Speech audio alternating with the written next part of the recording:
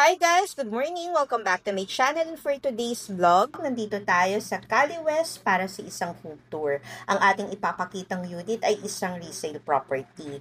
Ayan, maganda actually yung bahay. Pwede mo yung ipa-repaint ng maging ganyan.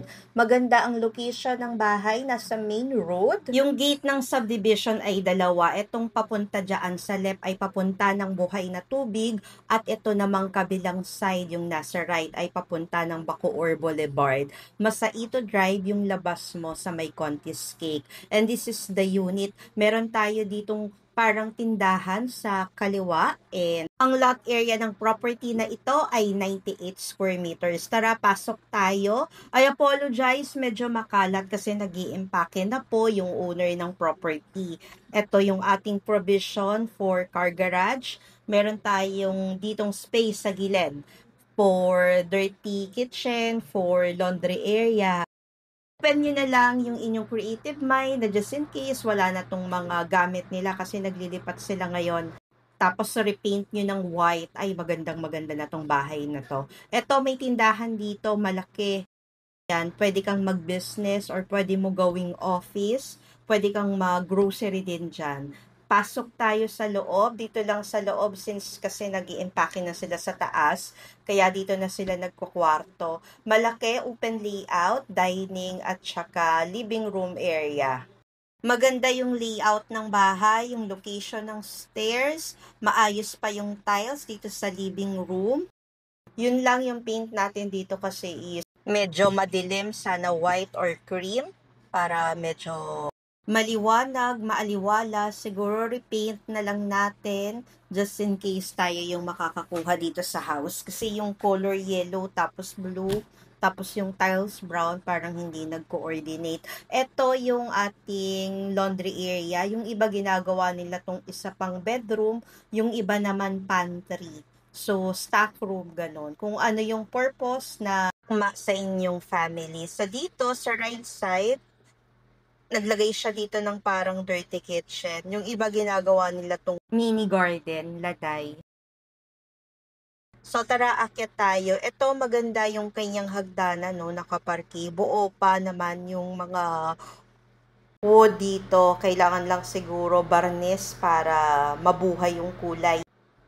Siguro kung white or cream yung paint, tapos wood yung floor, ay ang ganda na niyan. So this is the first bedroom. Kulang lang talaga sa pagmamahal and naglilipat. Open na lang po natin yung ating creative mind. Tapos yung paint, sana mas white or mas cream. So, visualize na lang natin kung walang gamit, naka-paint ng white, tapos naka-wood parquet, ay maganda na to. Ito kasi nag-i-empake na sila.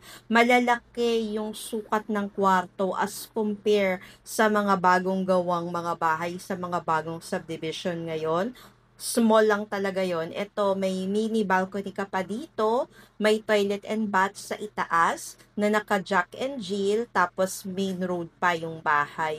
So this property is selling for a low price. Ikaw ang bahala na lang na magpa-renovate o magpa-repair. Pero as compare sa mga bentahan dito sa area, murang-mura na siya. So, maayos naman yung roofing dito sa harap. Pwede mo pa yan ipa-extend forward. And yung ating kalsada is malawak. So, kaya maganda yung air view mo dito. Ayan no, hindi ka feeling cramp. So, yun lang talaga yung mga gamit. Hindi ko alam kung anong diskarte yung gagawin ko sa pagbibideo para makuha ko to. Pero ayan, o kitang-kita naman na malaki yung space ng bedroom na to. O kaya, taga dito lang din ako. Pag may time kayo, come visit. Kape tayo. So, ayan, ito, maganda. Ito yung toilet and bath. Tapos, dito sa kabilang side, naka Jack and Jill para may access yung dalawang bedroom. Kung dati ka nang nakakapanood ng vlog ko, meron tayong mga renovated version nito Kung may extra budget ka, pwedeng-pwede ganito sana yung kulay niya. Actually, kapitbahay yan dito. Or kung mas bongga, ito, 'di ba? Ang ganda niyan, malapit lang din yan dito. For viewing and inquiries and for faster transaction, please direct messages at FB Messenger Sheila Medina Beronilia or contact us at Smart Viber 0908-893-4078. Thank you for watching and keep safe always! PS, kung bago ka pa lang sa channel na ito, pasubscribe naman po kung ikaw ay nanonood sa YouTube at papollow naman po kung ikaw ay nanonood sa Facebook. Do not worry sa pagpaprocess ng inyong housing loan application dahil kami ang bahala dito. Bye!